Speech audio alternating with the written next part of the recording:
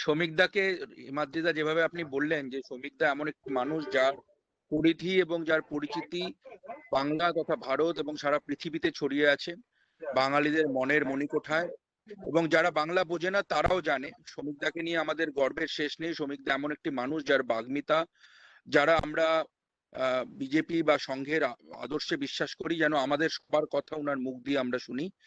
আজকে এত একটা সুন্দর প্রোগ্রাম কাঞ্চনদা হিমাদ্রিদা করছে, শ্রমিকদা ধন্যবাদ, আপনাকে আমরা শুনতে পাবো। আমাদের বিজেপি বাংলার গর্ব তথা বাংলার সব মানুষের গর্ব, এক অদ্ভুত বাগ্মিতার যে ক্ষমতা রাখেন শ্রমিক ভট্টাচার্য, আপনি যদি আমাদের কিছু বলেন। ধন্যবাদ। সমিতা, আপনি বলার পর আমরা কোশ্চেন আনসার শুরু করব। আর আমি আরেকটা ছোট্ট ঘোষণা করে দিচ্ছি যে গৌতম দাও এসে গেছেন। গৌতম দা সমিতার স্পিচের একটুখানি জিস্ট বলে দেবেন। আর তার সঙ্গে সঙ্গে আরো কয়েকজন, দেব মুখার্জি জয়েন করেছেন এখনই ইউকে থেকে। আর এটা একটা ঘোষণা। Over to you Samita. Samik, very good. First, you start with this question. You know, in Bengal, আমি একটু ইংলিশে জিজ্ঞেস করছি তার কারণ অনেক লোক বাইরে থেকে আছেন যারা আপনাকে খুব একটা পায় না, তাদের সুবিধার জন্য। তো কোশ্চেনটা হচ্ছে, so Samik, you know that what happened yesterday and another thing some days before. You know, one of the channel, they have told that although BJP is doing so many things, but still TMC is ahead. I am not doing details. You can just start from there and you can probably tell why BJP will be much ahead of that particular statistics and why all the Bengalis, যেটা আমাদের আজকের subject, যে পশ্চিমবঙ্গের বাঙালিরা কেন একমাত্র বিজেপিকেই বেছে নিয়েছে তাদের বাঁচার আশা হিসেবে, পলিটিক্যালি তারা বাঁচতে পারবে এই জন্য। Bangali means, I would like to means that original Bengali. Over to you Samita. প্রত্যেককে অনেক অনেক ধন্যবাদ, নমস্কার। আমাকে আপনাদের মাঝখানে আমার বক্তব্য রাখবার সুযোগ করে দেওয়ার জন্য। আমার মনে হয় এই মুহূর্তে পশ্চিমবঙ্গের মানুষের কাছে যেটা সবচেয়ে বড় ইস্যু, সেটা হলো রেস্টোরেশন অফ ডেমোক্রেসি, গণতন্ত্রের পুনঃপ্রতিষ্ঠা। পশ্চিমবঙ্গের মানুষ কথা বলতে চায়, নিজের মতো করে প্রতিবাদ করতে চায়। স্কুল কলেজে নির্দিষ্ট মেধা থাকলে বিনা উৎকোচে, বিনা ঘুষে কলেজে অ্যাডমিশন চায়, ইউনিভার্সিটিতে সংঘর্ষ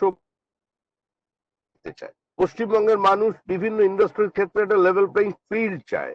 পশ্চিমবঙ্গের মানুষ গণতান্ত্রিক পদ্ধতিতে নিজের বক্তব্যকে মানুষের সামনে উপস্থাপিত করতে চায়, কেন্দ্র রাজ্যের সম্পর্কের উন্নতি চায়। এবং এই মুহূর্তে সবচেয়ে বড় যে বিষয়, সেটা হলো পশ্চিমবঙ্গের মানুষ এই মুহূর্তে একটা অধীর আগ্রহ একটা জিনিসের জন্য অপেক্ষা করছেন, সেটা হলো ৪৪ বছর পর কেন্দ্র এবং রাজ্য একই দলের পরিচালিত একটা সরকার তারা দেখতে পাবে। কারণ বর্তমান প্রজন্ম, এই প্রজন্মের শিক্ষিত মানুষজন, তারা এই কেন্দ্র রাজ্যের বিতর্ক সংঘাত দেখতে চায় না। They want to live in style, they want মানে কোয়ালিটেটিভ লাইফ।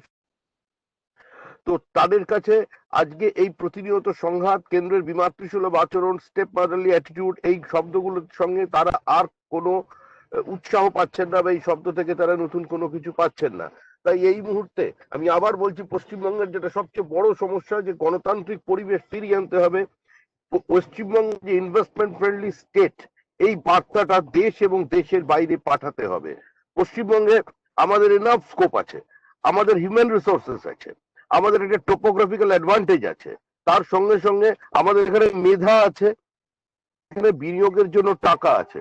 কিন্তু দুর্ভাগ্যের বিষয় হচ্ছে, মুখ্যমন্ত্রীর মঞ্চে যে শিল্পপতিরা থাকেন, যে ইনভেস্টররা থাকেন, তারা মুখ্যমন্ত্রীর সামনে দাঁড়িয়ে বলেন এত ভালো শিল্প বিনিয়োগের পরিবেশের আগে কোনোদিন পশ্চিমবঙ্গে ছিল না। মমতা বন্দ্যোপাধ্যায় একটা পরিবেশটা সম্পূর্ণ পাল্টে দিয়েছেন, আর তারাই কিন্তু তাদের ক্যাপিটালকে বাইরে ট্রান্সফার করছেন। এই ফ্লাইট অফ ক্যাপিটালকে রোধ করতে পশ্চিমবঙ্গের রাজ্য সরকার কার্যত ব্যর্থ হয়েছেন। আমরা বাম জমানায় বুদ্ধদেব ভট্টাচার্যের ঠিক আগে জ্যোতিবাবু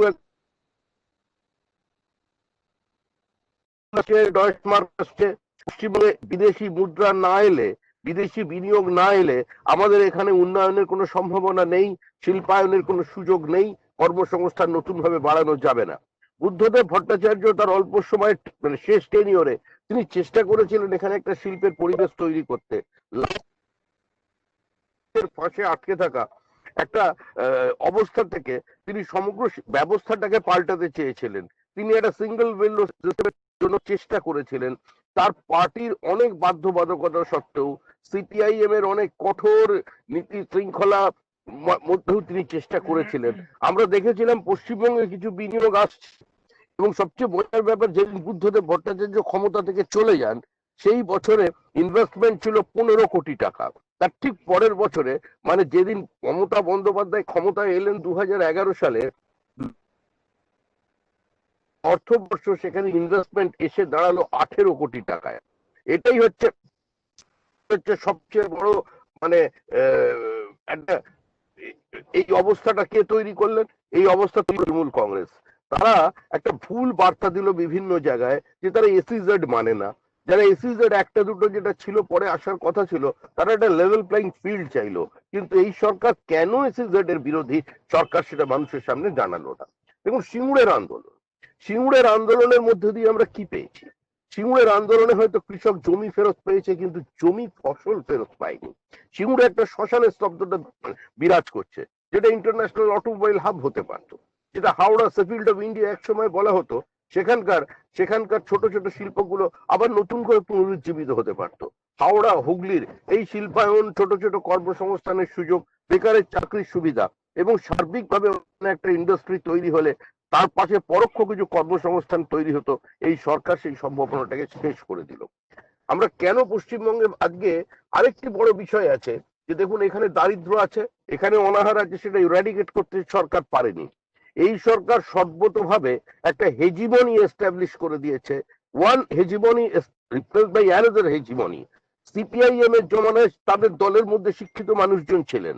সিপিআইএম এর নীতি সিদ্ধান্তের আমরা বিরোধিতা করলেও এই কথা স্বীকার করতে হবে, কিন্তু শিক্ষিত মানুষজন সিপিআইএম এর মধ্যে ছিলেন এবং পার্টির মধ্যে ডিসিপ্লিন ছিল। যদিও পশ্চিমবঙ্গের এই অবস্থায় পৌঁছে দেওয়ার সবচেয়ে বড় যে দল দায়ী, তার নাম communist party of India, Marxist, কিন্তু সেই দল, তাদেরও একটা নির্দিষ্ট বিরোধী রাজনীতির জন্য পরিসর ছিল। তারা সমস্ত জায়গায় হস্তক্ষেপ করতেন না। কিন্তু এই তৃণমূল কংগ্রেস কার্যত এটাকে একটা ব্যবসায় রূপান্তরিত করেছে। আর এই জন্যই তৃণমূল কংগ্রেস সার্ভাইভ করল।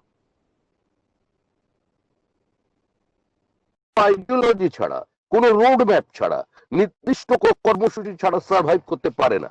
পলিটিক্যাল পার্টির যদি সংজ্ঞাটা যদি আমাদের পলিটিক্যাল সায়েন্স অনুযায়ী হয়, যদি সত্যিই পলিটিক্যাল সায়েন্স এবং সোশ্যাল সায়েন্সের কোন অস্তিত্ব থেকে থাকে, তাহলে তৃণমূল কংগ্রেস সরকার বা তৃণমূল নামক রাজনৈতিক দলটা এমনি পশ্চিমবঙ্গ থেকে শেষ হয়ে যাবে। কারণ তৃণমূলের সামনে অন্য কোনো পন্থা নেই। তৃণমূলের সামনে কোনো রাস্তা খোলা নেই। তৃণমূল যেদিন ক্ষমতায় আসে 2011 সালে, সেদিন তাদের রাজনৈতিক দর্শন ছিল সিপিএম বিরোধিতা, সিপিএম বিরোধিতা এবং সিপিএম বিরোধিতা। সিপিএম বিরোধিতাটা শেষ হলো কবে? 2011 সালের মে মাসে যখন মমতা বন্দ্যোপাধ্যায় ক্ষমতায় এলেন, তখন মমতা বন্দ্যোপাধ্যায়ের এই পলিটিক্যাল আইডিওলজি সম্পূর্ণ শেষ হয়ে গেল। তখন তারা কি করলেন? তারা 34 বছরের সিপিএম এর একটা মৃত সময়, সেটাকে টেনে এনে কাটাছেঁড়া শুরু।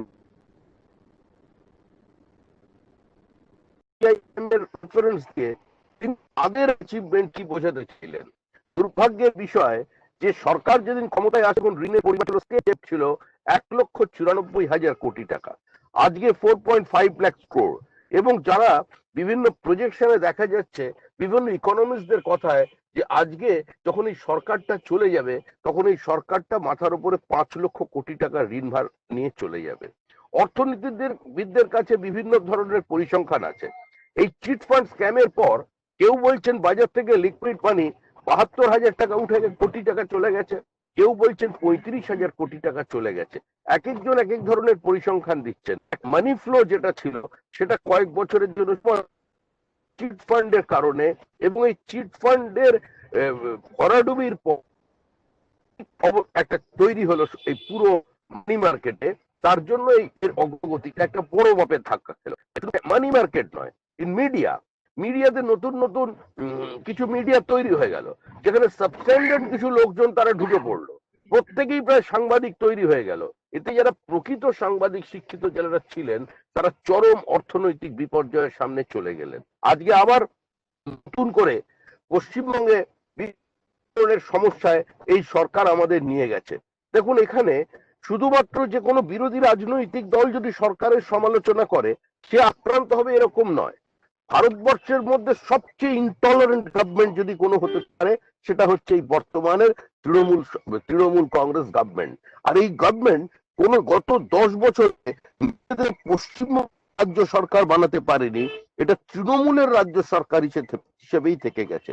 এরা সমস্ত রকম অটোনমিকে শেষ করে দিয়েছে। They are enjoying their handful majority in assembly. আর শুধুমাত্র এই মেজরিটি এনজয় করতে গিয়ে এরা পুরো শিক্ষা ব্যবস্থা থেকে শুরু করে সমস্ত ব্যবস্থার যে অটোনমিটা ছিল সেটা এরা ধ্বংস করেছে। এবং এরা প্রকাশ্যে বলছে যে মাইনে আমরা দিই, অতএব আমরা নাক গলাতে পারি। আপনি যদি ইউনিভার্সিটি থেকে শুরু করে সমস্ত বিষয়ে আজকে এই সরকারটাকে শেষ করে দিয়েছে। দুর্ভাগ্যের বিষয় এটাই যে পশ্চিমবঙ্গে এই মুহূর্তে যারা রাজনীতির কথা বলছেন, পশ্চিমবঙ্গে এই মুহূর্তে যারা তৃণমূল সরকারের হয়ে কথা বলছেন, তারা জানেনই না, অনেকেই জানেন না যে এমপ্লয়মেন্ট এক্সচেঞ্জ, আপনাদের শুনলে একটু অবাক লাগবে, যারা পশ্চিমবঙ্গের সঙ্গে যুক্ত বা ভারতবর্ষের বিভিন্ন কাজকর্মের সঙ্গে যুক্ত বা 50-60 বছরও যাদের বয়স, তাদের একটা সময় ছিল ছাত্রাবস্থায়, আপনার প্রত্যেকেই জানেন এমপ্লয়মেন্ট এক্সচেঞ্জ নামক একটা বস্তু ভারতবর্ষে ছিল, সর্বত্র ছিল। এমপ্লয়মেন্ট এক্সচেঞ্জ তারা নির্দিষ্টভাবে তাদের কাছে কিছু অর্গানাইজ সেক্টর থেকে চাকরির প্রস্তাব আসতো, সেটা সরকারি হতো বেসরকারি হতো, তারা সিনিয়রিটি অনুযায়ী এক্সচেঞ্জে WBCS গ্রুপের অফিসারদের এখানে নিয়োগ করা হয়, তারা এখানে চাকরি দিত। যখন প্রায় 70 লক্ষ ছিল, কারণ আজকে 1990 সালে যখন ভারতবর্ষের তথাকথিত অর্থনীতির দরজা খুললো, আমরা তখন বললাম this is the beginning of the end of licence quota arbitrage. 1996 সালে যখন ভারতবর্ষে মানুষের হাতে কিছুটা টাকা এলো, এখানের অর্থনীতি কিছুটা চাঙ্গা হলো, তখন অ্যাপ্রোচ টু লাইফ ভারতবর্ষে একটু বদলে গেল। প্রত্যেক যারা শুধুমাত্র এমপ্লয়মেন্ট এক্সচেঞ্জে কাজ করিয়ে রেখে হতাশায় দিন গুনতেন, তাদেরও কিন্তু বিভিন্ন প্রাইভেট সেক্টরে, আনঅর্গানাইজ সেক্টরে বা নিজেদের সেলফ ডিপেন্ডেন্ট বানানোর জন্য তারা কাজকর্ম খুঁজতে লাগলেন। এই সময় সুপ্রিম কোর্টের একটা ভার্ডিক্ট যে প্রত্যেকটা জব অপরচুনিটি যেখানেই থাকবে সেটাকে পাবলিক করতে হবে, কম্পিটিশনের জন্য সেটাকে ওপেন করতে হবে। এমপ্লয়মেন্ট এক্সচেঞ্জের হাতে সেই অর্থে কোটা বেসিস কোনো চাকরি দেওয়া যাবে না। এটা এটা গুরুত্বপূর্ণ বিষয়, এটা আপনাদের প্রত্যেকের জানা দরকার বাংলায় কি হয়। যখন এই তখন সারা ভারতবর্ষ জুড়ে এমপ্লয়মেন্ট এক্সচেঞ্জের ভূমিকাটা পরিবর্তন হয়ে গেল। তখন এমপ্লয়মেন্ট এক্সচেঞ্জ নিজেদের রোলটাকে এমপ্লয়ারের রোল থেকে সরিয়ে নিয়ে গিয়ে তারা তখন কি করলো, এমপ্লয়ার আর এমপ্লয়ির মধ্যে একটা যোগাযোগ স্থাপনের চেষ্টা করলো। যারা চাকরি প্রার্থী আছেন তাদের এক্সপার্টাইজ ডেভেলপ করবার জন্য করার কিছু ব্যবস্থা করলেন। ঠিক এই সময় মোদিজি একটা নতুন কনসেপ্ট, এই বর্তমানের এনডিএ সরকার, মোদিজির নেতৃত্বে যে সরকার, তারা এসে একটা নতুন কোড অফ কন্ডাক্ট তারা তৈরি করলেন। তাদের মোড অফ অপারেটিংটা সম্পূর্ণ তিনি চেঞ্জ করলেন। তিনি কি বললেন, মডেল কেরিয়ার সেন্টার তিনি করে দিলেন। প্রত্যেকটা এমপ্লয়মেন্ট এক্সচেঞ্জ যেহেতু চলে সারা ভারতবর্ষে কেন্দ্রীয় সরকারের অনুদানে, বলে প্রত্যেকটা এমপ্লয়মেন্ট এক্সচেঞ্জকে মডেল কেরিয়ার সেন্টার বানাতে হবে। সেখানে একটু বেশি টাকা মাইনের অপেক্ষা থেকে একজন ইয়ং প্রফেশনালকে, মানে যারা আধুনিক জীবনের সঙ্গে বা আধুনিক প্রযুক্তির সঙ্গে বা এই প্রজন্মের সঙ্গে সরাসরি রিলেট করতে পারেন, এরকম একজন অফিসার নিয়োগ করা হলো প্রত্যেক জায়গায়। মজার ব্যাপার হলো, পশ্চিমবঙ্গে 2016 সালে মমতা বন্দ্যোপাধ্যায় বললেন যে এমপ্লয়মেন্ট এক্সচেঞ্জ দিয়ে কোনো কিছু কাজ হয় না, তাই আমি এমপ্লয়মেন্ট এক্সচেঞ্জের জায়গায় আমি কি তৈরি করব, আমি এমপ্লয়মেন্ট ব্যাংক তৈরি করব। এবং এমপ্লয়মেন্ট ব্যাংক তৈরি করে যারা বেকার থাকবে তাদের আমি 1,500 টাকা করে মাসিক ভাতা দেব। চিন্তা করুন, 2016 সালে মুখ্যমন্ত্রীর ঘোষণা, সরকারি ডাইরেক্টিভস এর মধ্যে দিয়ে এমপ্লয়মেন্ট এক্সচেঞ্জের সমস্ত কার্ড এবং কোডিফাইড সিস্টেম ছিল, সেই কার্ডগুলো একটি নির্দিষ্ট ক্যাবিনেটের মধ্যে রাখা থাকতো। ক্যাবিনেট সমেত কার্ড ওজন দরে বিক্রি করে সেই টাকা ওয়েস্ট বেঙ্গল গভর্নমেন্টের এক্সচেকারে জমা পড়ে গেল। মডেল ক্যারিয়ার সেন্টার বলে 7 জায়গায় 7টা তৈরি হচ্ছে, কিন্তু যেহেতু এই প্রজেক্টকে সামনে আনলে নরেন্দ্র মোদীর জনপ্রিয়তা বাড়তে পারে, এই প্রজেক্ট সামনে এলে দীনদয়ালজির নামে যে কৌশল বিকাশ যোজনা চলছে সেটা পপুলার হতে পারে, মানুষ দীনদয়াল উপাধ্যায়ের নাম জানতে পারে, মমতা বন্দ্যোপাধ্যায় সেটি সম্পূর্ণ চেপে গেলেন। পশ্চিমবঙ্গের 70 থেকে 80 লক্ষ বেকার জানতে পারলো না যে তাদের এমপ্লয়মেন্ট এক্সচেঞ্জে নথিভুক্ত যে রেজিস্ট্রি যে কার্ড ছিল সেই কার্ডটি আদপেই তার কোনো অস্তিত্ব নেই। নতুন করে একটা অ্যাপের মধ্যে দিয়ে নাম রেজিস্টার করতে বলা হলো। পশ্চিমবঙ্গের সমস্ত বেকারকে 1,500 টাকা দেওয়ার দাবি করছেন মুখ্যমন্ত্রী। যেদিন থেকে ঘোষণা তারপর থেকে 1 লক্ষ বেকার মাসে 1,500 টাকা করে ভাতা পাচ্ছেন, কিন্তু এই মুহূর্তে নাম রেজিস্টার করা হয়েছে 35 লক্ষ বেকারের।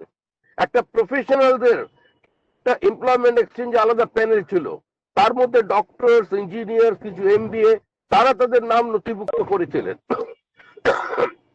কিছু BA MA এই ক্যাটাগরির কিছু একটা লিস্ট তৈরি ছিল, তাদের সংখ্যা লক্ষাধিক, তারাও জানতে পারলেন না এই মুহূর্তে তাদের কোনো এমপ্লয়মেন্ট এক্সচেঞ্জে কার্ড নেই। আচ্ছা, এই সরকার সরকারি শূন্য পদে নিয়োগ করতে পারে না। নিম্ন মধ্যবিত্ত তরুণীদের কাছে, বেকারদের কাছে একটা বড় চাকরির সুযোগ ছিল স্কুলে শিক্ষকের চাকরি। এই সরকার 10 বছরে মাত্র 2টো টেট নিয়েছে। আগে প্রতি বছর বাম জমানো তো একটা টেট হতো, সেখানেও নেপোটিজম ছিল, মধ্যমেধার চাষ ছিল, কিন্তু সেটা ছিল 10 থেকে 15%, খুব বেশি 20%-এর মধ্যে সীমাবদ্ধ। এই সরকার সম্পূর্ণভাবে দোকানদারি করে জায়গায় পৌঁছে দিল। পরিস্থিতি এমন জায়গায় পৌঁছেছিল, রাজ্যের শিক্ষামন্ত্রী পার্থ চট্টোপাধ্যায় প্রেস কনফারেন্স করে জানিয়ে দিলেন যে আমার চাকরি দেবার নাম করে যদি কেউ টাকা নিয়ে থাকে, সেই টাকা নেওয়ার দায়িত্ব কিন্তু তার, দলের নয়, অতএব তারা বুঝে নেবে। স্বয়ং স্বীকার করছেন শিক্ষামন্ত্রী যে শিক্ষাক্ষেত্রে সম্পূর্ণ চাকরি বিক্রি হচ্ছে। MLA 10টা 12টা কোটা, কাউন্সিলরের 2টো কোটা, প্রাইমারি থেকে উচ্চ মাধ্যমিক 6 লাখ থেকে 12 লাখ টাকা পর্যন্ত চাকরি বিক্রি হয়ে গেল। সর্বশেষ একটা টেট পরীক্ষা নিয়েছিল, আপনারা প্রত্যেকেই দেখেছেন সংবাদপত্রে, যে সেখানে 7 বছর ধরে সেই আপার প্রাইমারির ফল প্রকাশের পরেও তা নিয়ে মামলা চলছে। কোর্ট রায় দিল, তারপরে আবার সেই কোর্ট জাজমেন্টকে রিজার্ভ রাখলো। সাম্প্রতিক কয়েকদিন আগে মানে 1 মাস আগে জানিয়ে দিয়েছে পুরো প্যানেলটাই বাতিল। অতএব এতগুলো বেকার ছেলে জীবনের 7টা বছর অপেক্ষা করে থাকলো, ওদের মধ্যে যারা চাকরির টাকা দিয়ে কেনেনি, তারা নির্দিষ্ট মেধার কারণে চাকরি পেয়েছিল, যাদের নাম লিস্টেড ছিল, আজকে শুধুমাত্র এই সরকারের অস্বচ্ছতার কারণে, দুর্নীতির কারণে, স্বজন পোষণের কারণে আজকে এই ছেলের জীবন থেকে 7টা বছর চলে গেল। কোথায় তারা যাবে? তারা এই সরকারটাকে সরাতে চায়। সবাই যে বিজেপিকে ভালোবেসে বিজেপির কাছে আসছে তা নয়। গণতন্ত্রে যদি 2টো প্যারালাল, যার সবচেয়ে বড় শিকার আমরা ভারতীয় জনতা পার্টি পশ্চিমবঙ্গের, আমাদের আজকে হয়তো এক একটা কনস্টিটুয়েন্সি এমন আছে, আজকের দিনে যা লোক সেখানে যত সদস্য আছে 1991-90 সালে তার থেকে বেশি সদস্য ছিল, কিন্তু বিষয় হচ্ছে গণতন্ত্রে বা বহুদলীয় ব্যবস্থার মধ্যে এটাই যে একই লক্ষ্যের দিকে সমান্তরাল ভাবে যদি 2টো ফোর্স ধাবিত হয়, একটাই পলিটিক্যাল স্পেসের জন্য যদি প্যারালালি 2টো ফোর্স রান করে, যার গ্ল্যামার বেশি, যার নেতা বেশি, যার পরিচিতি বেশি, পলিটিক্যাল বা যারা পেন্ট্রিটের ভোটার আছেন, তারা সেই দিকে চলে যান। আর তার জন্যই বছরের পর বছর বিজেপির ভোট 5% থেকে 11% থেকে 12%-এর মধ্যে সীমাবদ্ধ হয়ে থেকেছে, আমরা এগোতে পারিনি। আজকে সেই অবস্থা এসেছে। আজকে CPM এবং কংগ্রেস ডিফাঙ্ক। মানুষ 2016 সালে বুঝতে পেরেছে এরা আর যাই করুক ক্ষমতায় আসতে পারবে না, তৃণমূল সরকারকে সরাতে পারবে না। তাই বিগত দিনে CPM এবং কংগ্রেস সিম্পাথাইজাররাও তৃণমূল কংগ্রেসের হাত থেকে মুক্তি পাওয়ার জন্য সরকারকে ভোট দিয়েছে। কারণ এই সরকার মানুষকে কোনোভাবে আশ্বস্ত করতে পারেনি। জীবনের প্রতি ক্ষেত্রে এই সরকার মানুষের অধিকারকে কেড়ে নিয়েছে, সে শিক্ষা ক্ষেত্রে হোক, সে চাকরি ক্ষেত্রে হোক। দক্ষিণ 24 পরগনার একটি গরিব ছেলে কলেজে অনার্স পাচ্ছিল, তার রিপোর্ট মার্কস ছিল, তাকে 10,000 টাকা চেয়েছিল, ছেলেটি 10,000 টাকা জোগাড় করতে পারেনি, অনার্স নিয়ে পড়াশোনা করতে পারবে না বলে সে ছেলেটি আত্মহত্যা করলো। এর থেকে যন্ত্রণাদায়ক, এর থেকে বেদনাদায়ক ঘটনা আমার মনে হয় শিক্ষা ক্ষেত্রে আর অন্য কিছু নেই। It's a chilling message to the nation, chilling message to you the people, যারা আপনারা পশ্চিমবঙ্গের জন্য চিন্তা করছেন। আপনারা ভেবে দেখুন আমরা কোথায় পৌঁছে গেছি। There is a silent demographic invasion, বিনা যুদ্ধে ভারত দখল দীর্ঘদিন চলছে। ভারতবর্ষের রাজনীতির মধ্যে পশ্চিমবঙ্গের মুখ্যমন্ত্রী কমপ্লিট ন্যারেটিভটাকে বদলে দিয়েছেন। তিনি পরিষ্কার একটা বিভাজনের রাজনীতি গেলেন যে সরাসরি ইমাম মুয়াজ্জিম ভাতা দিতে হলো। সাধারণ কলকাতা শহরের দুজন গৃহবধূ মধ্যে আলোচনা করছেন, আমাকে হয়তো চিনতে পারিনি, আমি এক জায়গায় ছিলাম বসে, বলছেন যে এই সরকারটা যদি ফিরে আসে তাহলে এটা বাংলাদেশ হয়ে যাবে, আমরা আর এখানে থাকতে পারবো না।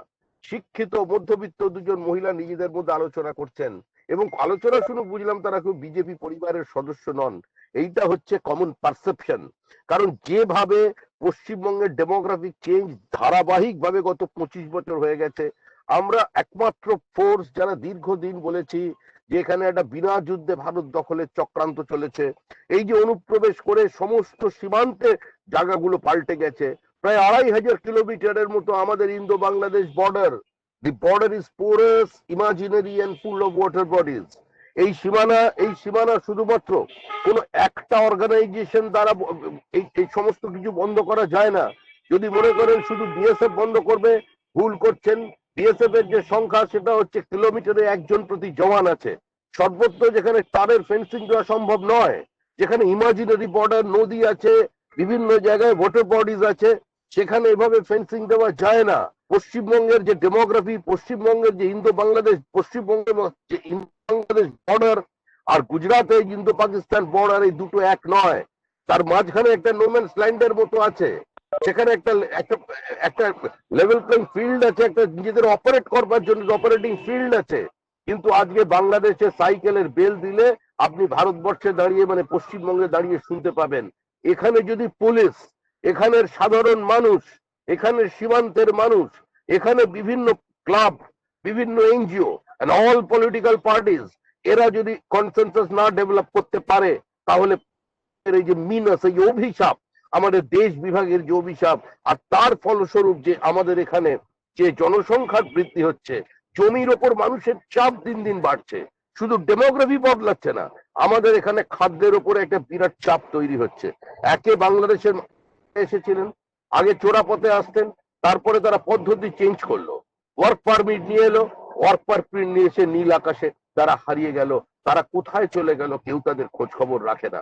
এখনো বহু ফিল্ড আছে সীমান্তে, বহু কাজ আছে যেটা বাংলাদেশি লেবাররা ভালো করেন, তারা ওপার থেকে এপাশে আসেন কাজ করে, তারা ওপারে আবার ফিরে চলে যান। এখন যে খুব একটা সেই ধরনের ইমপ্রেশন হচ্ছে তা নয়, কিন্তু যেটা সাংঘাতিক হয়েছে সেটা হচ্ছে আমরা এক ধরনের ইনডক্ট্রিনেশন চলেছে। আমরা একটা জিহাদি কনসেপ্টকে প্রতিনিয়ত ইম্পোর্ট করে আসছি পশ্চিমবঙ্গে। কিভাবে করছি আপনি দেখুন, আগে কলকাতার অনতি দূরে উত্তর 24 পরগনা দাঁড়িয়ে দেখবেন একটা গান চলছে।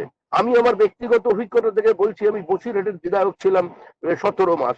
আমি যেখানে চিফ গেস্ট, এমএলএ যেখানে চিফ গেস্ট, সেই মঞ্চে দুটি ছেলে গান গাইছে একটি ইসলামিক জলসায়, যে এগিয়ে চলো এগিয়ে চলো, ঝাঁপিয়ে পড়ো ঝাঁপিয়ে পড়ো, বাংলাদেশে ঝাঁপিয়ে পড়ো, শেখ হাসিনার গলায় দড়ি টানো, শেখ হাসিনাকে ফাঁসিতে তোলো। This is the language. আপনি daily anti India propagation is on.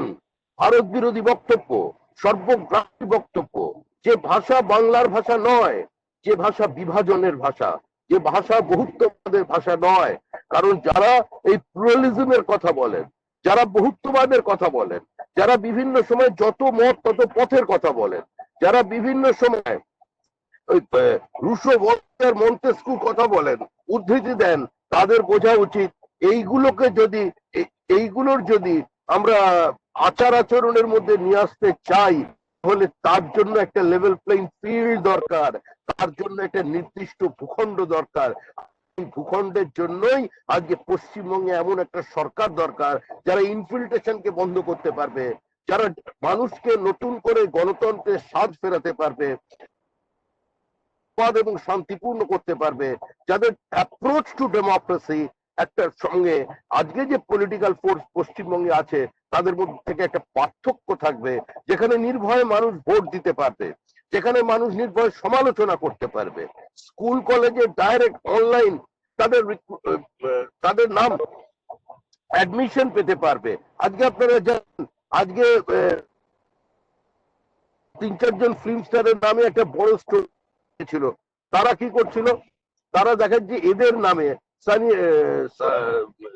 Sunny লিওনের নামে দেখা যাচ্ছে 3-4টে কলেজে সিট ব্লক করে রেখেছে। এই যে একটা তামাশা হয়ে গেছে পুরো ব্যবস্থাতেই, প্রত্যেক মানুষ এটা জেনে গেছে যে কানেকশন না করলে কিছু করা যাবে না।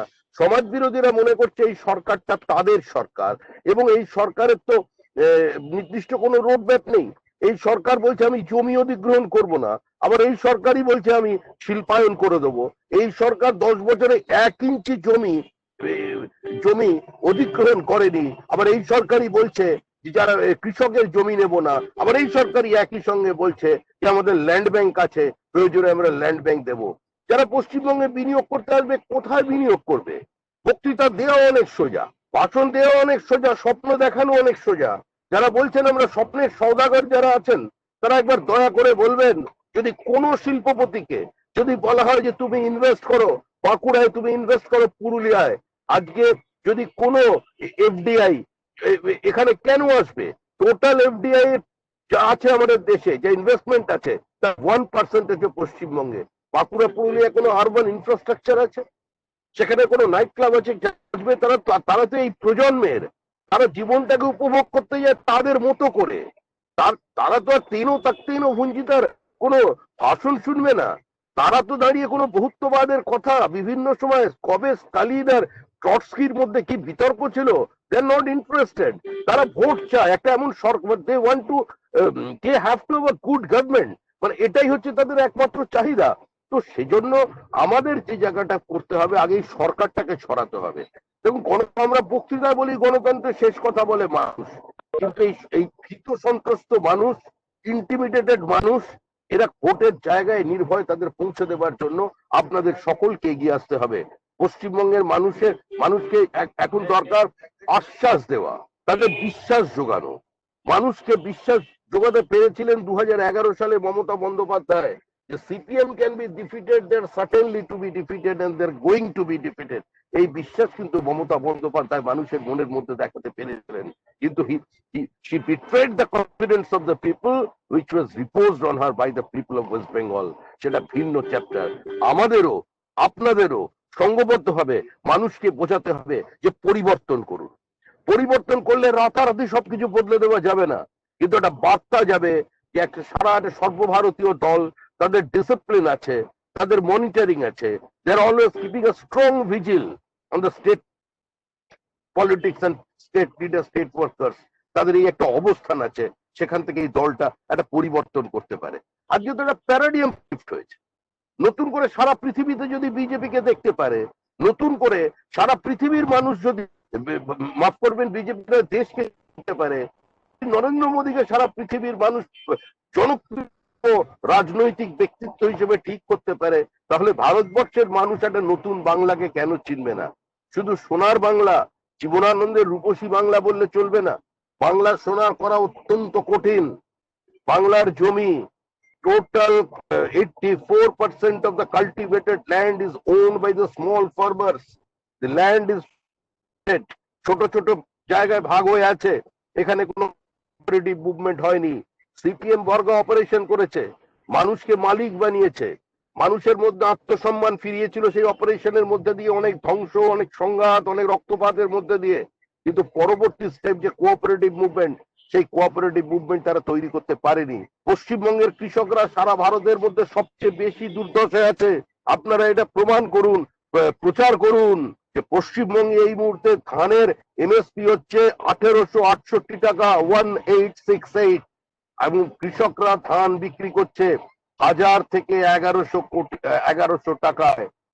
তারা ডিস্ট্রেস সেল করে ভালো করে পশ্চিমবঙ্গ কৃষকরা কোন অবস্থায় আছেন, আজকে তারা ডিসপেল করতে বাধ্য হচ্ছেন কেন? এই সরকার তাদের পাশে দাঁড়াতে পারেনি, কেন্দ্রের কৃষি নীতির সমালোচনা করছেন। কৃষি বিলটাও হয়তো কেউ পড়ে দেখেননি, বোঝার আগেই তারা ময়দানে নেমে পড়লেন। গতকাল কি ঘটনা ঘটেছে?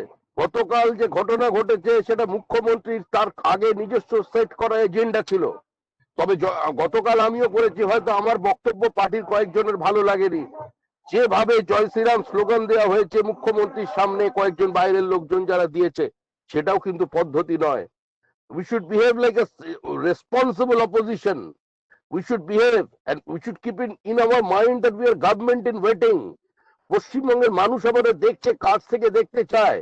মুখ্যমন্ত্রী ওঠার সময় যেভাবে চিৎকার করা হয়েছিল সেটা কোনো সময় সমর্থনযোগ্য নয়, সেটা কাম্য নয়, কাঙ্ক্ষিত নয়, অনভিপ্রেত।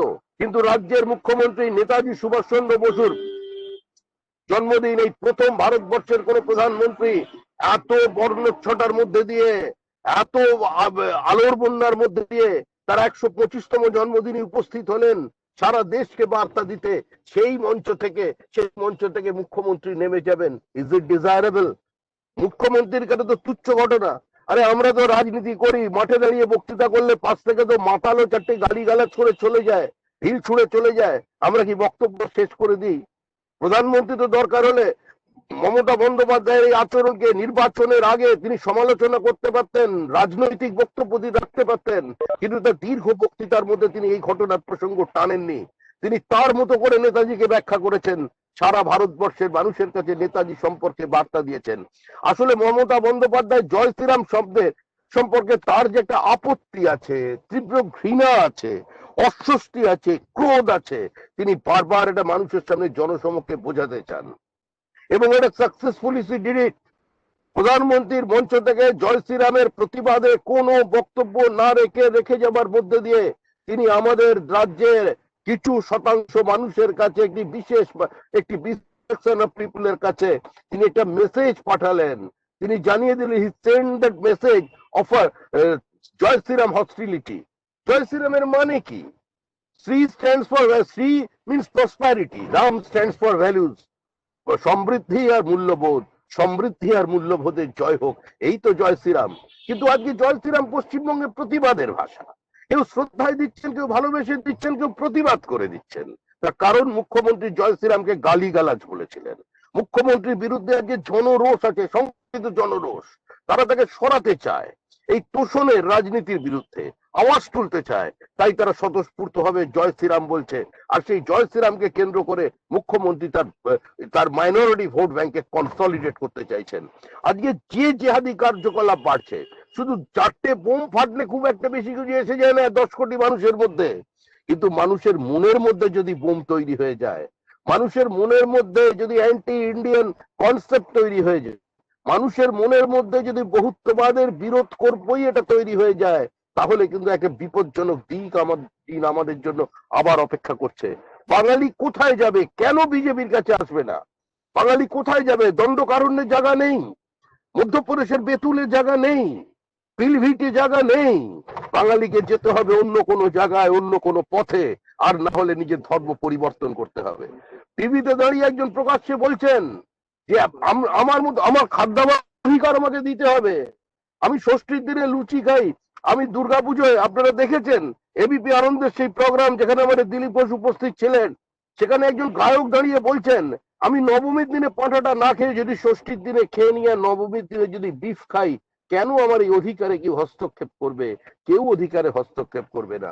আরেকজন দাঁড়িয়ে বলছেন, আমি মাংস খাই না, কিন্তু বাড়িতে গিয়ে রান্না করে দেবো, কেন আমি অষ্টমীর দিনে বিফ করব না? বলুন তো, এর মধ্যে কি কোনো অন্যায় আছে?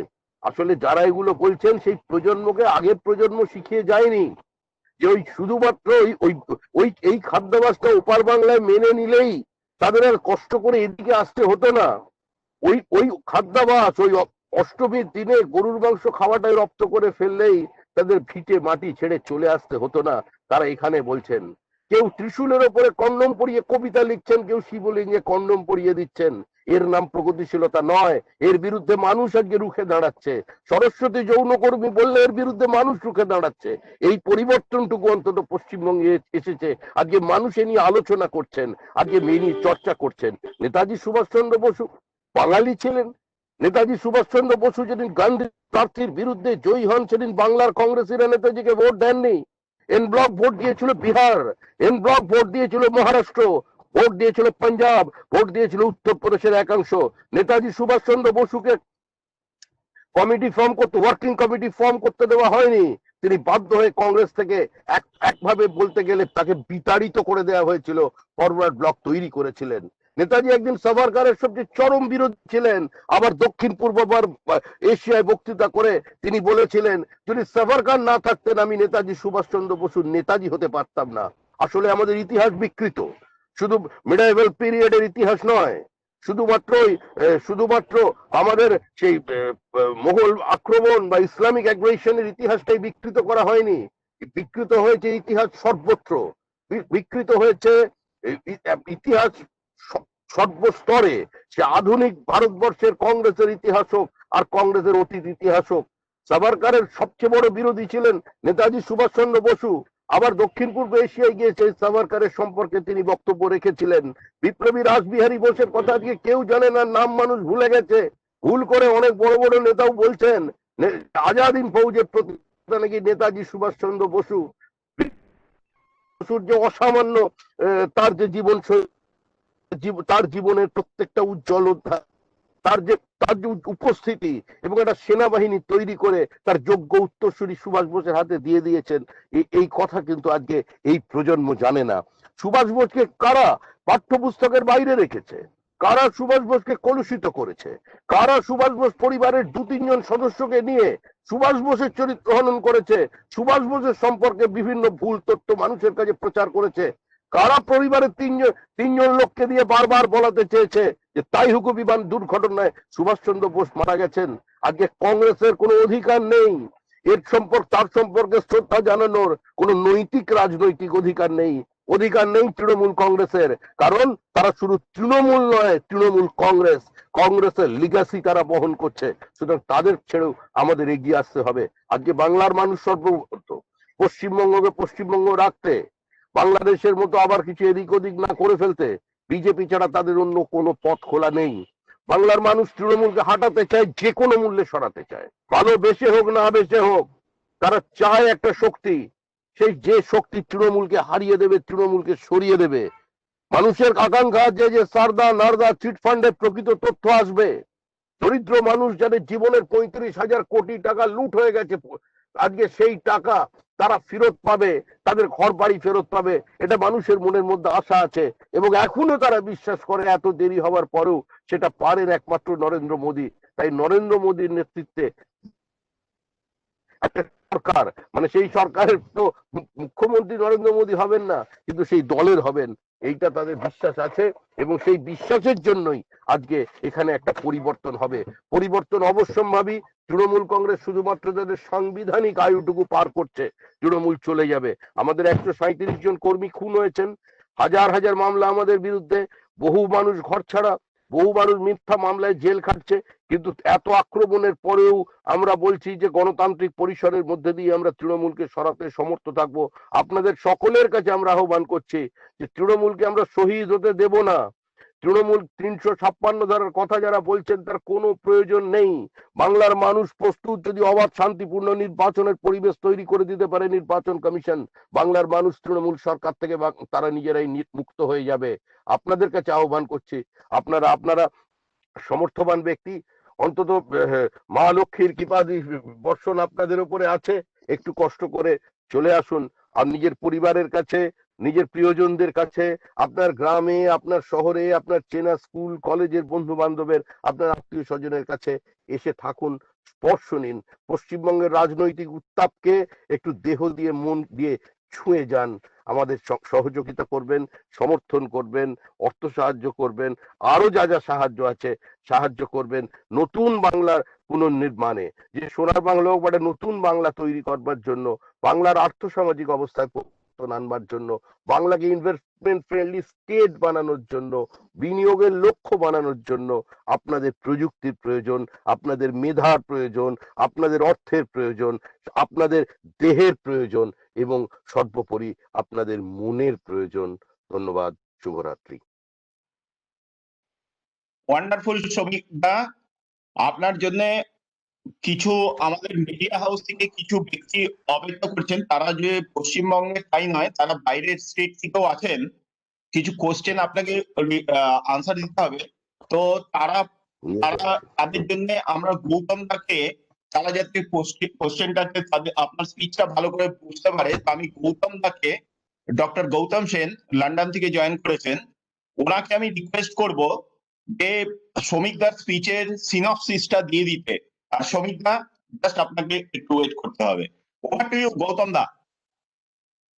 আর গৌতম দা দেওয়ার আগে আমি রিকোয়েস্ট করবো কাঞ্চন দাকে একটু গৌতম দার পরিচয়টা দিয়ে দিতে, এটাও ভালো হবে আমাদের যারা সাংবাদিক বন্ধু আছে তাদের জন্য।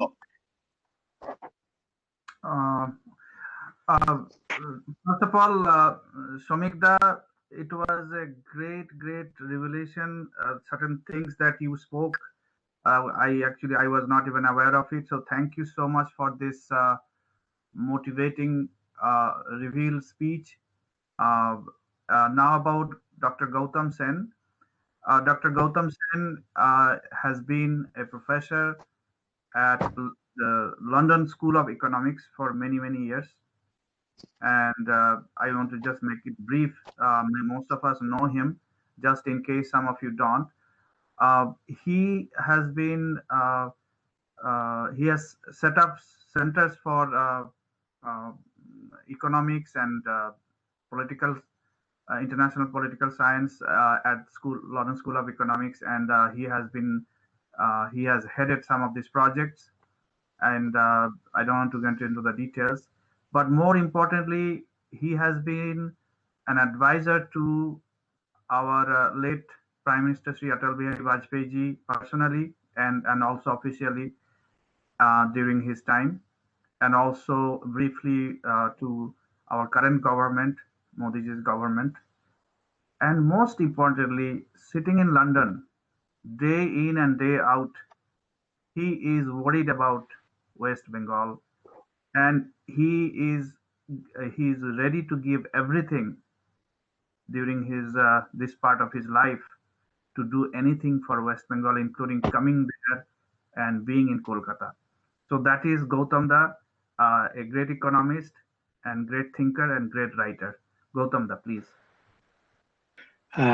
নমস্কার, একটু ক্ষমা চাইছি, আমি শুরু থেকে যোগদান করতে পারিনি, আমি একটা অন্য কাজে আমি আটকে গিয়েছিলাম। I first say that parts of the speech were not being transmitted very clearly, so I apologize again if I am not being completely faithful.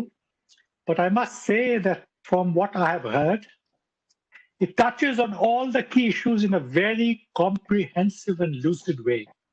So let me try and go somewhat chronologically in the way the speech was delivered. The first thing that I remember him saying, which was the critical issue that encapsulates the whole campaign, is the campaign is to restore democracy in West Bengal. And why we need to do that is very clear if you look at what is going on. The attempt to thwart the election that is being undertaken by TMC, to have, in addition, peaceful campuses and simple things like no bribes to gain admission. So important, a level playing field to basically bring back democratic constitutional government. And another issue which I think others have not noticed, but I recognize immediately as of vital importance, and I'm delighted Samik Babu has underlined the enormous benefit of having the same party in government in West Bengal and Central. Because for what, 60 years, 65 years, this has not been the case. And West Bengal has always been at odds with the center. This does not help the development and progress of the state. And Samik Babu, we are so right to point this out. He also says something which we are all aware of, but he has put it in terms of specifics eloquently, that West Bengal has human resources. And I stress, when West Bengal does have human resources, unfortunately, some of these human resources have now fled West Bengal. But you know, it keeps being generated again and again, generation after generation, and many people will also come back. It has the topography and resources. And this has not been used and utilized by the Trinamool Congress and Mamata, and the people who stand with her in public platforms, praising her nevertheless invest their money outside Bengal. It reminds us, of course, of the catastrophic mistake, and I say catastrophic, of preventing Tata from starting in Singapore. And again, Samik Bhattacharya has highlighted what is absolutely the correct issue, that this factory would have generated enormous amount of ancillary work and jobs and made Bengal a hub for motor vehicle parts manufacturer, and of course, and maybe today we would have had the electric vehicle. So again, this Trinamool measure to help the peasants actually did nothing for them. They would have all got jobs, their children would be working. So this event which brought her to power actually backfired on West Bengal. All that Trinamool had, again, very wisely pointed out, was how to eject the CPM. But it really didn't have any policy beyond ejecting the CPM. It was a campaigning party without ideology or policy. So when it got into power, it didn't really have any policy. What came in between was massive nepotism and allied to that, massive corruption. I'm shocked to learn the figure that by the time the Trinamool will go in April, I'm sure West Bengal's debt will be 5 lakh crore rupees. The scale of the corruption is also tragic, because I know personally from people I have met, ordinary people like car drivers, that they lost a lot of money in the Sharda and Rose Valley scams. And Samik Babu gives a figure of 35,000 crores, maybe it's even more. And talented Bengalis have, of course, all fled. The other issue we are all familiar with now, because it has been chronic, is a deep intolerance of this government. The primacy of Trinamool has meant the destruction of the autonomy of Bengali society. Its myriad organizations have all been taken away, whether it is teachers' unions or student unions. CPM used to do the same thing, but Trinamool has carried it to a new level because it has no ideology either. So it is basically a crime syndicate that it unleashed on Bengal, if I may be allowed to use that term. The one interesting thing that I was not familiar with, and I'm so glad Samik Bhattacharya has spent time talking about, is how the employment exchanges were systematically destroyed in a cynical and outrageous way and turned into employment banks. And the only reason was that thought, if they had been a success with the model career center they were being transformed into by Modi, was that it would benefit Modi Sarkar and gain reputation. So she decided to destroy them. She did all sorts of things like giving 1,500 rupees, but basically the employment exchange became a source of corruption. You had to pay to get interviews or jobs, and favoritism and selling of these jobs became the routine. This again underlines the sheer corruption, the dishonesty of the Mamata dispensation. Again, we are reminded of something other BJP leaders have told us. Very important, remember right now, very, very important. But people did not vote until 2016 for BJP in large numbers because they were looking for a feasible and realistic option, an alternative. This has changed. The people of Bengal have understood BJP can win. This is a very big psychological boost, and I'm so glad, Samik Babu, you have pointed this out, that people now believe because they want this change. And then the deeper historic tragedy with which I am personally familiar, my family is familiar, because my mother's family is from East Bengal, how gradually West Bengal is being turned into a satellite of Bangladesh. Border fencing hindered effective borders, the no man's land which we have in other parts of India's western border abolished, and the terrible indoctrination where people sing jihadi songs, even calling for the murder of Sheikh Hasina to be, in fact, say that he should be hanged. The insidious and terrible surge of a change in this narrative that is now penetrating Bengal in the name of tolerance and pluralism to destroy us Bengalis. People now have to be free and unafraid. Corruption has to be destroyed. Saying that we will do this and that, for example, that we will help the peasants, will do nothing, because the changes which came to Operation Bagra, as Samik Bhattacharya points out, empowered the poor peasant, but did not create the cooperative movement to overcome the problem of size, which is the key question of Bengal agriculture, the problem of size, that you have to have cooperative farming. Corporatization is what we call it in economics, to make sure that you can have economies of scale. That is why Bengal farmers remain at the bottom of the league in India. I have to say, in passing, the patience of Bengalis actually, despite all of this, is quite astonishing. Why do we need the BJP? It's a national party with a paradigm. It has discipline. It has RSS behind it. It will be the start of the change of Bengal we are all waiting for. And this is the party we must all campaign and vote for. And this incident which happened that we have all seen of her walking out of the meeting on boast, I'm so glad that Samik Babu has pointed out that the Jai Shri Ram slogan was undignified and wrong for a party which is about to become the government. But this was also a sajish, we call it, a conspiracy to justify Mamata walking out in order to appeal to her vote bank. Besides, Jai Shri Ram is a noble slogan. And to insult the Prime Minister who came all the way to pay homage to this great son of Bengal was truly not appropriate. But I think all of you have heard, as I have, Modiji's splendid speech, which overcame all of this. Most of all, people have become alert to what has been going on, and even more so, they see a possibility of change. The change that someone like Subhash Bose and Raj Bihari Bose would have immediately apprehended and understood. That great man who many have forgotten, particularly I am talking about Raj Bihari Bose. Everybody now understands Trinamool must go if Bengal is to be saved as a part of the Union Territory of Bengal. As so many of the BJP leaders are telling us, so many of us are saying.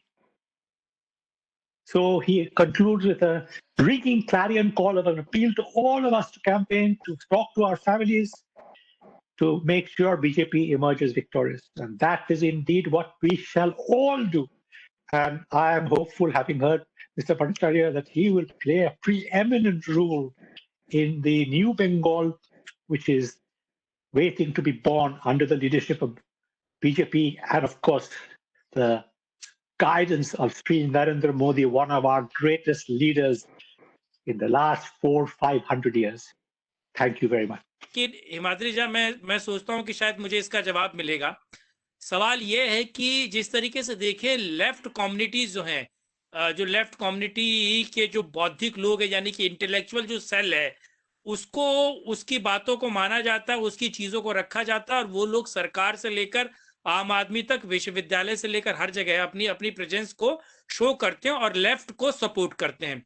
आप कांग्रेस को भी देख लीजिए और TMC को देख लीजिए, उनके साथ भी उनका एक इंटेलेक्चुअल सेल है जो उसको सपोर्ट करता है, विश्वविद्यालय, यूनिवर्सिटी से लेकर आम आदमी तक, और हर जगह टीवी चैनल्स और मीडिया में भी हर जगह।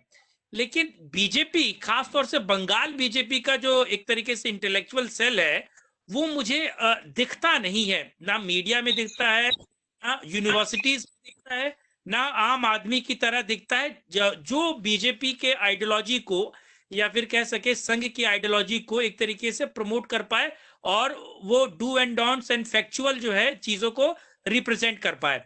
तो इसको लेकर आप लोग क्या कर रहे हैं, ये एक मेरा बेसिक सा क्वेश्चन है ना। अच्छा, दूसरा मेरा एक क्वेश्चन है, थोड़ा ये ट्रिकी और टफ क्वेश्चन है, मुझे लगता है शायद दिक्कत भी देगा, लेकिन सीधी सी बात है कि गुजरात मॉडल को लेकर 2014 में नरेंद्र मोदी जी ने अलग अलग राज्यों में या फिर लोकसभा इलेक्शन में, सेंट्रल इलेक्शन में इसको प्रेजेंट किया और गुजरात मॉडल को एक तरीके से प्रमोट किया।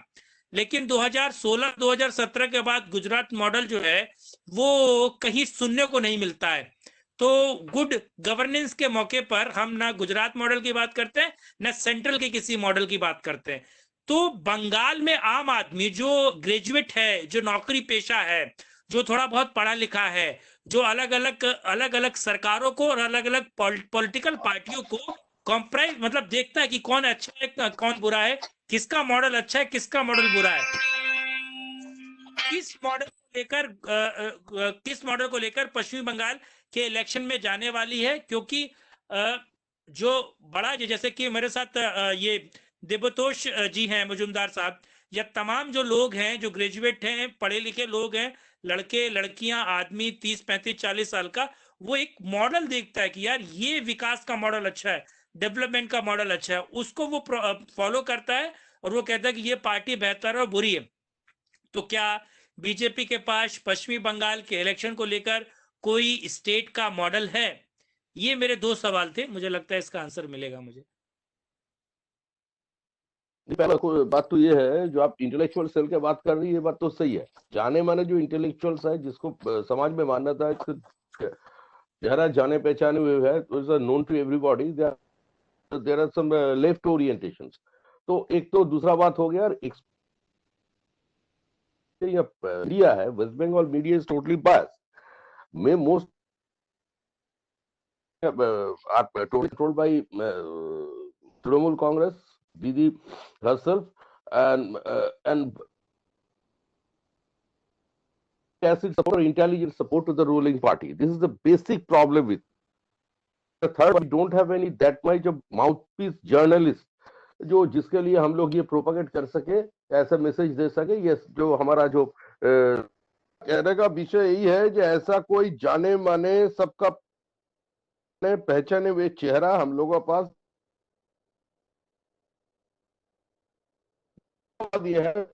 are not getting enough of space in the media because media houses जो है, they are being controlled by the Trinamool Congress because of their administration or their policy, and there is a left orientation in media. Secondly is that Mamata Banerjee is able to lowering down the dignity and the quality of the reporters. That's the basic problem. Right now, a few they are also giving a tacit support to Mamata Banerjee. It is the media's policy, and we don't have any mouthpiece channels or newspaper with us. So that is a problem. लेकिन कोशिश जारी है। जितना सारे बड़ा जाने माने चेहरा है पश्चिम बंगाल में, अगर वो तो लेफ्टिस्ट है, नहीं तो सेकुलर है, वो बीजेपी का पक्ष में है, लेकिन बीजेपी के बारे में बीच बीच में ऐसा कुछ बातें करते हैं, और बीजेपी का तरफ से भी बीच बीच में ऐसा कोई रिस्पॉन्सिबिलिटी स्टेटमेंट नीचे स्तर से आ जाते हैं, तो उसको लेकर सारा दिन मीडिया भागदौड़ करते रहता है। ये एक प्रॉब्लम है, और ये इससे हम लोग ओवरकम, एक बार सरकार बन जाने का बाद, ये जो हम किसी का बारे में करेक्टेड एस्टिमेशन नहीं करना चाहते, सरकार बनने का बाद कोई इंटरेस्ट ग्रुप चले आते हैं। ये तो एक पावर का नेचर है, पावर का जो कॉरिडोर होता है उसमें सभी लोग घुसना चाहते हैं। तो that will, I think that will be the high time to propagate our message, and the people will get the proper manifestation out of that. ये ठीक हो गया। दूसरा बात ये है, जिन्होंने गुजरात मॉडल की बात किया, देखिए रविंद्रनाथ टैगोर ने बोला था कि ईश्वर ने सभी देश को अलग अलग क्वेश्चन पेपर दिया है, अलग अलग प्रश्न पत्र दिया है सभी देश को। तो यही हम बोलना चाहते हैं, जो गुजरात मॉडल है बंगाल में एप्लीकेबल नहीं है। You just compare Gujarat population and Bengali population. Gujarat total land, fertile land, their sea base with West Bengal. It is not like that. हम लोगों के पास प्रॉब्लम्स कुछ तो है। देखिए जो हमारा रिवर बेड है वो हाई हो गया, ड्रेजिंग उतना नहीं हुआ, पोर्ट जो है, पोर्ट हिसाब ही नहीं है, लेकिन फिर भी हम लोग कहता है कोई बंगाल बहुत से एडवांटेजियस पोजीशन में है। आज Dhamra port, Odisha is very fast because of their Dhamra port. Jharkhand is enormously rich with their minerals, but they don't have any river base or sea base. Situation come through Odisha, they are enjoying that advantage, but we can have that much of advantage, and we have to have a good government in the state first, a visionary government who can change the thinking line. यही हमारा कहना है। ऐसा कुछ model नहीं है। हम लोगों का बहुत सारे स्कॉलर्स भी है, आप लोग भी है, बहुत सारे एनआरआईज भी है, हिंदुस्तान के कोने कोने आदमी है जो बंगाल का अर्थव्यवस्था से दिलचस्पी रखता है, वो लोग अभी इस काम में लगे हुए हैं। We will give a very fantastic, क्या बोले उसका नाम, आपका घोषणा पत्र, manifesto in before the people of West Bengal on the we will try accordingly. But at the first time, Trinamool should go. Under any circumstance, Otherwise, nothing will happen. It is impossible to do anything within this domain because it's an intolerant government. The government is not ready to accept any kind of criticism. Government is not ready to accept any kind of advice also. There is no assembly. If you just go to the assembly proceedings, you will find what is going on in the assembly. So that at first, there should be a democratic setup, there should be a democratic environment. One should know what is happening in West Bengal and what is going to be happen. That is the main thing. And thank you for this question. It's a very intelligent and pertinent question. And I'm highly glad just after hearing. I don't think myself competent enough to answer this kind of question, but I will try my level best. I'm a hardcore political activist. That is my only identity. I don't have, my height is very low, and my academic my education or something is like my height. Senior journalist. So he was asking that whatever the things is going on in Bengal, the killing part, what you have told at 1:30, and the other day our Dr. Bishopir Raichaudhuri told that thousands of people are disabled. Okay, so the same kinds of policy currently going on in the Punjab also. Even he is being threatened because he is little bit right wing side, and Khalistani movements are popping up. And recently, whatever the farmers agitation has come, this is no way related to farmer. We know that farmer agitation, which has happened in the Delhi, but it is only for the urban Naxal, Congresi, and the thing is that what is installed also Khalistani and Jihadi Pakistanis. So all the question is there that similar model is adopted in Bengal also. So his question is that this is the brightest example which we have been seeing time and again in India. So what is the BJP and the central leadership is taking the measure to stop? Why can't they stop it in Bengal? And if so many people are getting died, then how that grassroots level workers, they will be keeping their I mean that what is Somikda, you have already told that if you are just doing protest, then you will be seeing that guy is hanging. Okay, so I'm not going on details. So what he is asking that why we can't take learning from the previous or whatever the things has happened in the Punjab, Bengal. From there we are not adopting something in Punjab because today the strongest central government is there. This question may be a little bit difficult for you from the state perspective to tell, but this is an international seminar, so law and order problem is a state subject, so that we cannot poke our central government is not in a position to poke their nose in the state matter. Then it will be detrimental to the basic philosophy of our federal structure. This is one thing. Second thing is that the problem of Punjab and the problem of West Bengal, it is something different. So for the West Bengal politics is concerned, it's a highly politicized state. Every incident gets politicized within a few minutes. If there is a cycle clash on a road, the politics cropped in, and so that we have to think it politically.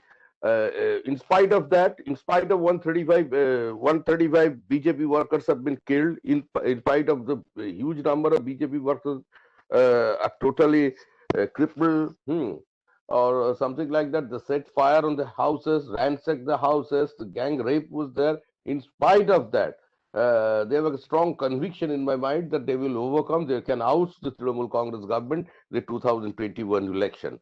At the first time within the democratic setup, within this democratic setup, we are exercising. We are tendering our support to our workers. That is the different thing. But there is a human cry for imposing of Article 356. There is a demand for the different parts of the society. They believe that unless and until 356 is imposed, that no peaceful election, free and fair election cannot happen. Will not happen in West Bengal. So it is their demand. But we do believe in democracy. within the federal structure, we are a responsible political organization. We are in government in waiting. We are ruling at least a huge number of states in India. We have a huge number of representative elected in municipalities and panchayat, and has the government of India, so that we cannot whatever we have to do, we have to do in a cohesive manner. We have to have a holistic approach, so that we want to solve this problem democratically. Within democratic domain, we can able to competent enough to oust Trinamool Congress. And again, I am telling you, Trinamool Congress is going through the just completing their constitutional age. When the time will over, Trinamool will go automatically, and Trinamool is no more a political party. After a few months, after it is not my prediction. I am not an astrologer, but I have a strong conviction in my mind that after a few months in the university, there will be a research paper.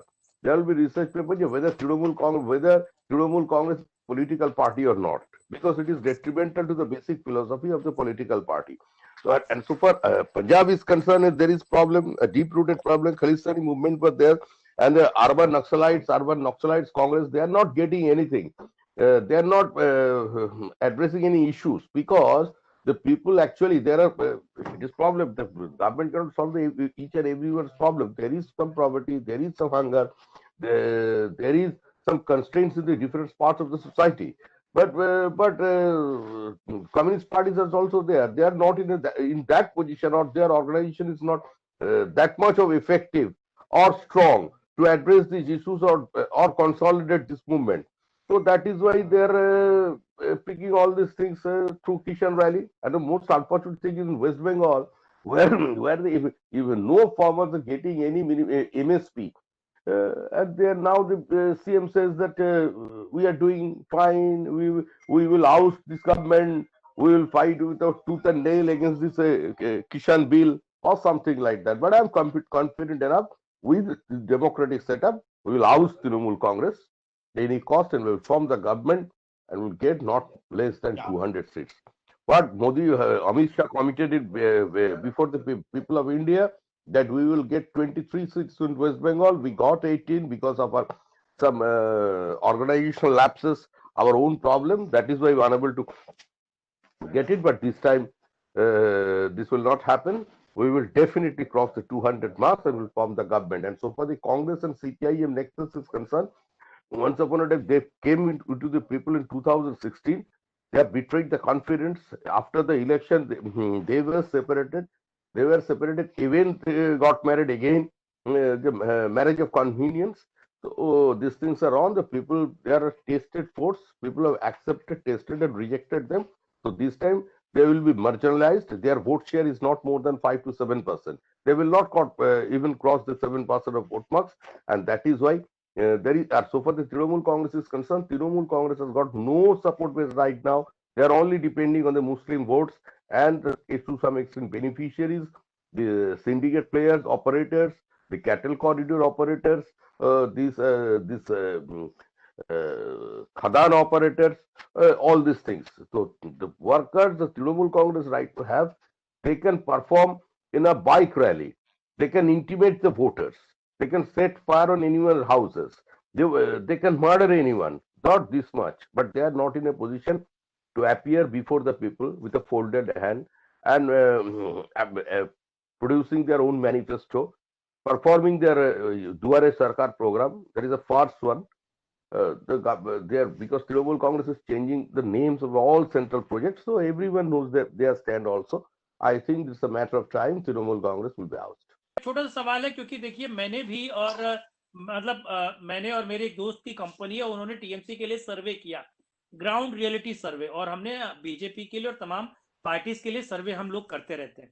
तो TMC के लिए जो हमने सर्वे किया before lockdown and after lockdown, दोनों सर्वे में सबसे, इसमें कोई दो राय नहीं कि टीएमसी की सरकार को लेकर दिक्कत है, लेकिन सर्वे में जो सबसे बड़ी चीज जो पॉजिटिव टीएमसी को निकल के आई, और ये सच है, ये आप भी जानते होंगे, इंटरनली आप इस बात को मानते होंगे कि ममता बनर्जी का फेस को लेकर, ममता बनर्जी के फेस को लेकर अभी भी बंगाल के लोगों में एक पॉजिटिव है, क्योंकि ममता बनर्जी के फेस पर सीधे कोई आरोप या कोई घोटाला या करप्शन वैसा कोई बड़ा चार्ज नहीं है।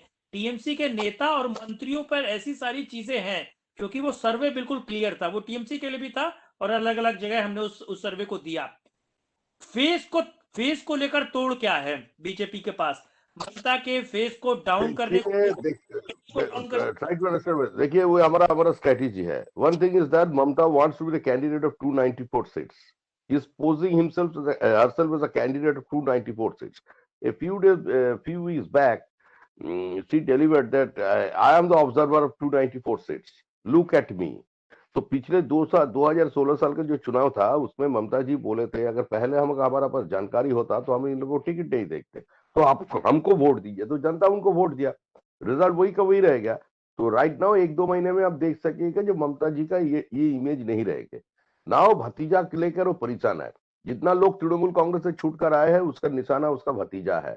Now Mamata Banerjee synonymous with भतीजा, it's a two man organisation.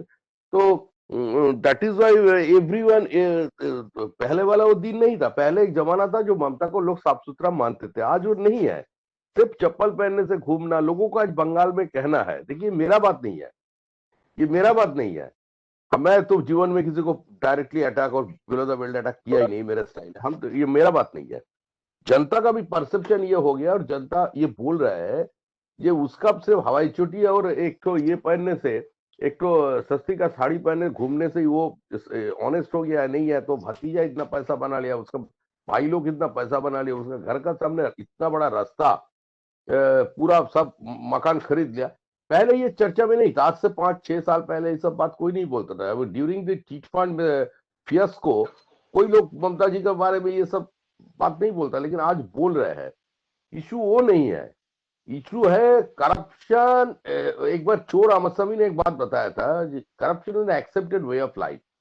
Political culture है, ये आपका प्रेरोगेटिव है, आप चोरी करेंगे कि नहीं करेंगे। There so many options opportunities in front of all political activists, all political, few political activists, definitely the elected members also. So that is why the people are thinking somehow they desperately want to get rid of Mamata Banerjee and Trinamool Congress Sarkar. So Mamata wants to become the candidate of 294 seat, or we want to confine Mamata Banerjee in particularly in Nandigram seat or in Bhawanipur seat. We will exploit the anti-incumbency of the Trinamool MLAs throughout the state. That is our strategy. Quick question আছে Samik বাবুর জন্য যে the election is right at the corner, and at this juncture of so many challenges, what you foresee, if you can give us like 3 bullet points, like 3 challenges, so that we all can kind of like focus on those and go forward with that.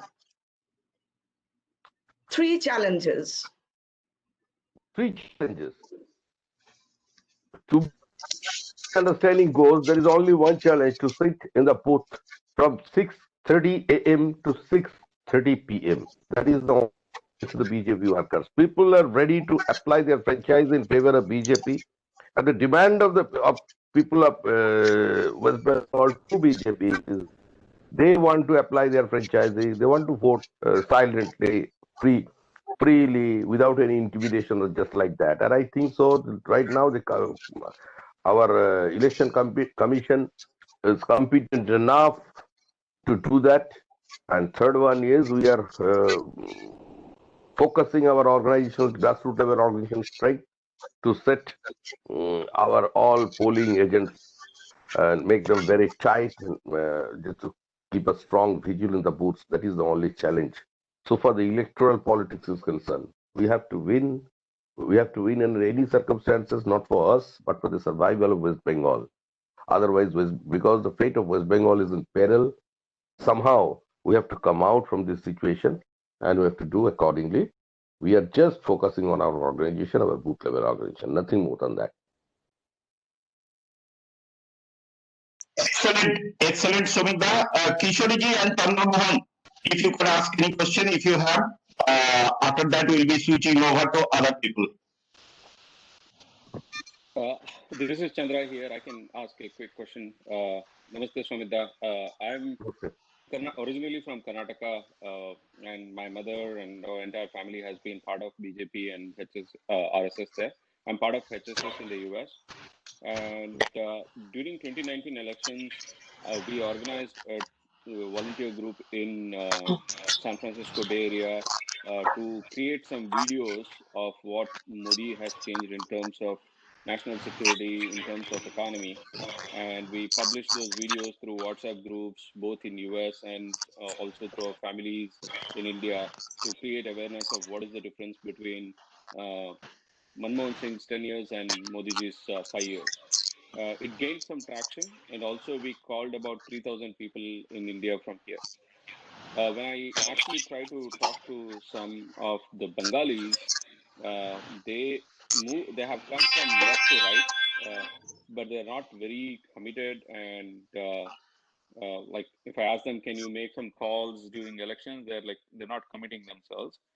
So I was like, what is your plan to uh, Last, your last line, wake up? I get your last line. What you actually said, they are not committed, who are not committed? Please. Pardon? The Bengalis the Bengalis abroad, right? NRIs, like in US and all. They are They're not not. serious.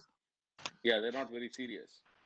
Yeah, exactly. So, Somik, actually, what Chandramohan is telling, they are telling the way actually Modi, in case of Modi ji, that all over US Indians, I mean American Indians, were so generous. Okay, that this is the time when they are talking, because we have that Bengali community, also strong Bengali community in the United States, but they are not so generous.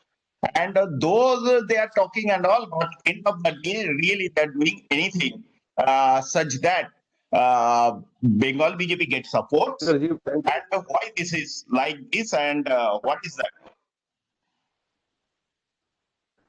Have you got my point? Chandrasekhar, yes, I got your point, but it is my hello, Chandrasekhar ji, are you hearing me? Yeah, I can. Oh, yeah. It is my prayer to August self, sir. Just your tender, your support to us. And the first thing is to forget about Bengali, all these things. Bengal is not is also a part of India, and so far the Bengalis, there are some problems with Bengalis also, in the name of in the name of pluralism, in the name of secularism, they have ruined themselves. So that just to keep India intact, just to keep our entire Indian territory intact, it is also your duty and our duty, my duty, to work jointly. So right now election is ahead. If we not if you are not in a position to survive, then I think India will not be survived, because it is a gateway of Eastern India. It is a very topographically it's a very important it's a very important state. If you do anything or a reciprocate with China, or to develop the political situation in the northeast states, so then you have to acquire West Bengal. And without acquiring West Bengal, your Purvodaya project will not be succeeded. So that it is our duty for every Indian to keep India intact, for the integrity of India, for the security, internal and external security of India. This election is very vital, and don't allow West Bengal to become another Bangladesh. What the heinous uh, uh, crime or everything is going on for last few months in West Bengal, in the last 10 years, for the jihadi doctrine is being injected to the every youths of the minority areas, and there is a politics, a divisive politics is on, so that you have to overcome all these things. So, Chandrasekhar ji, I'm proud of you that you did a lot. You have created a team. I know about it. About there are people also, and I've heard about these teams, those who have been serving this opportunity, been serving for this cause. So very happy. I've passed so many good times with you. Till my death, I will remember this program. Okay, my body is not permitting right now. Physically, I'm not well. We will talk later. I do believe, but from now, please allow me to live. Good night. Thank you so much. Samik Da. It's a very eloquent Good speech, night. Thank you. and we appreciate your speech and participation. Yeah, your commitment, he was not well even to move, but your commitment, these kinds of commitment is required for all the BJP Karyakartas and supporters. So thank you, Samik Da. Thanks a lot. Thank you. Welcome. Thank you. Okay.